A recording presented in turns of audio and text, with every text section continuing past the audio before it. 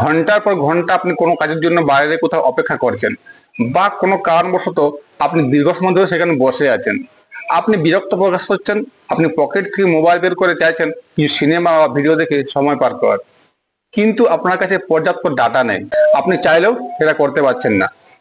আপনি ওয়াইফাই জোনের মধ্যে আছেন, কিন্তু ওয়াইফাই পাসওয়ার্ড থাকার কারণে আপনি সেটা ব্যবহার করতে পারছেন না। কোনো চিন্তা নেই, চলুন 1 মিনিটের মধ্যে ওয়াইফাই পাসওয়ার্ড বের করে আপনি সেটা ব্যবহার করতে পারবেন। সেটা কিভাবে করবেন চলুন আপনাকে শিখিয়ে দিই। তার আগে ভিডিওটা টাইম লাইনে শেয়ার করে রাখুন, তাহলে পরে ভুলে যেতে পারেন। প্লে স্টোরে গিয়ে সার্চ বারে সার্চ করতে হবে ওয়াইফাই ম্যাপ।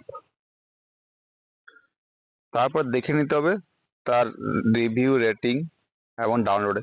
এই দেখুন 3.9 star rating, 2 million review, download 100 millions.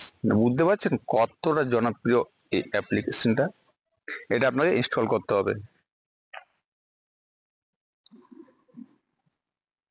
Continue করতে হবে, অ্যালাউ লোকেশন করতে হবে,